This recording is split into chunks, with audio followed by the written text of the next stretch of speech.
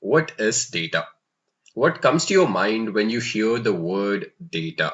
So, data is just a collection of facts. When you work with numbers such as 23 or 8000 or 3.14, what you're doing is working with data.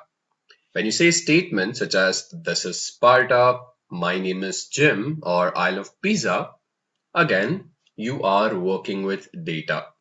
So data can be present in the form of numbers, it can be present in the form of text. And it's not necessary that data is only limited to numbers and text.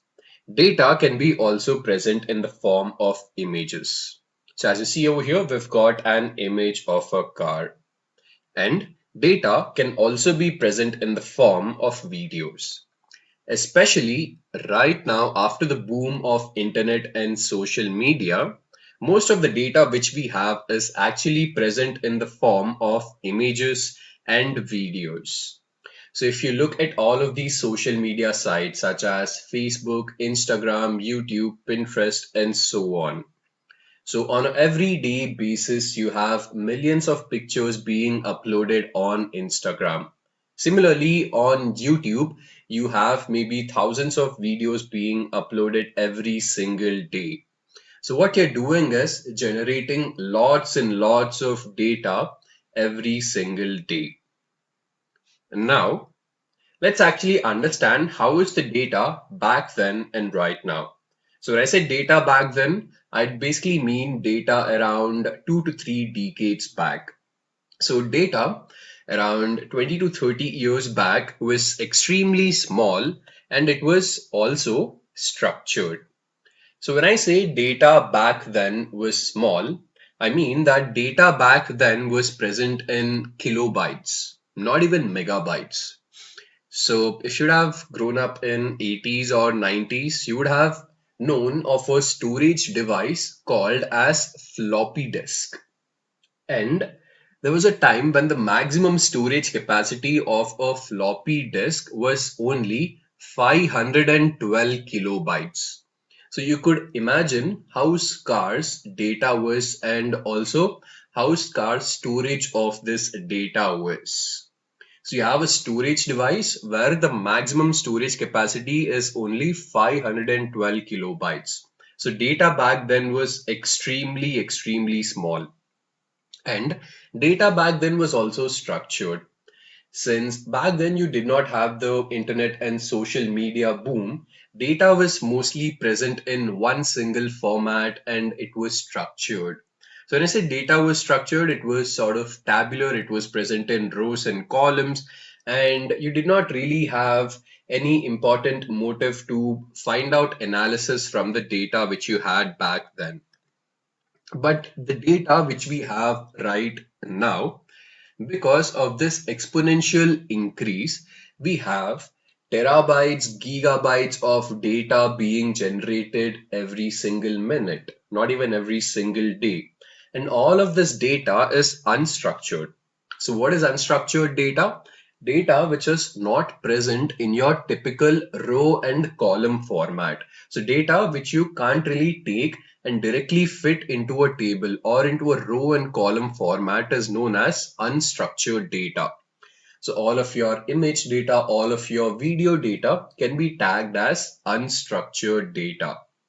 And when we are sitting on top of this huge amount of data, it becomes extremely important to leverage this data for our help. So as it is stated over here, when we have all of this data, what are we actually doing with this huge amount of data? So we are supposed to utilize this data to answer business questions. So this is where data science comes in.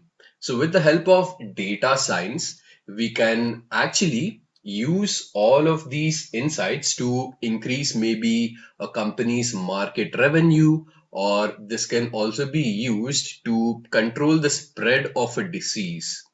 So right now we have this pandemic called as COVID-19, and along with all of the scientists, you also have the data scientists working on how to control the spread of this pandemic.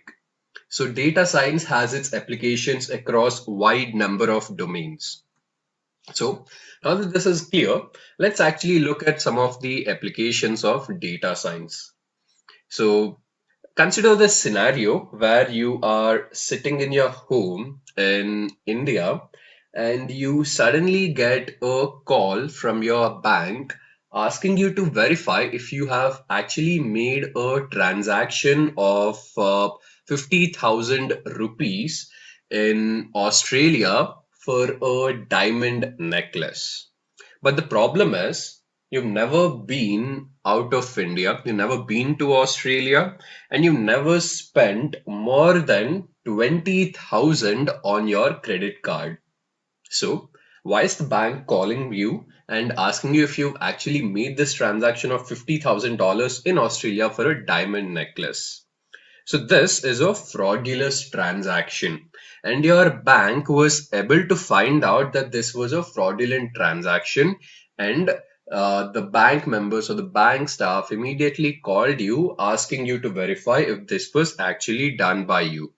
So how did the bank know that this was a fraudulent transaction? So this is where data science again comes in.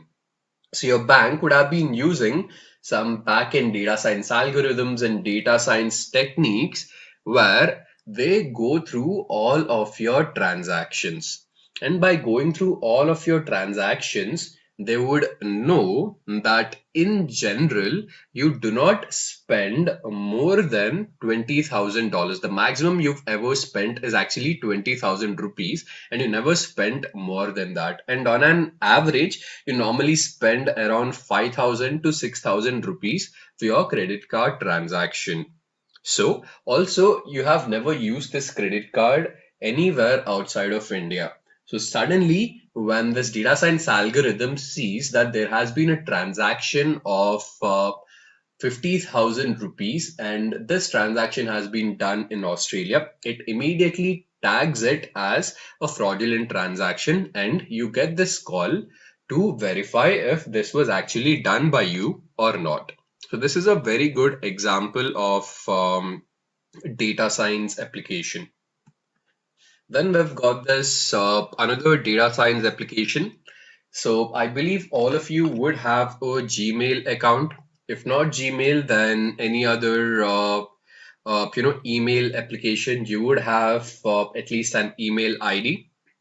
So consider this. If you have looked at the template of Gmail, you would know that there are different sections. You would have your normal general section where you get all of your mails.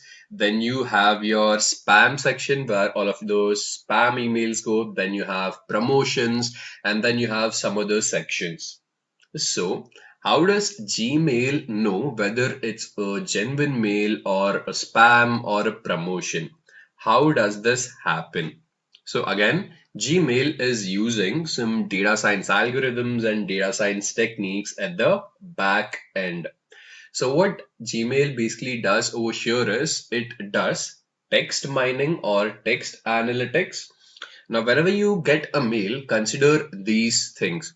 So if you look at the subject of the mail, so in most of the spam mails, you would see that the subject will have a lot of exclamation marks, or maybe those entire subject would be in caps lock. Or you could have these terms such as congratulations, you won a jackpot, or emergency, please donate money, or important update, please do this. And also the text of the mail would also contain these sort of terms such as you won a jackpot, you won a reward. So some of the data science techniques have dictionaries, and in these dictionaries you have a positive dictionary and a negative dictionary. So the positive dictionary contains all of the words which are not spam, and the negative dictionary will contain all of the words which might turn out to be spam. So if the count of those spam words is more than the count of genuine words, or if the count of spam words exceeds a threshold, then that mail is tagged as spam. So that is how text mining works. So this again is an interesting application of data science.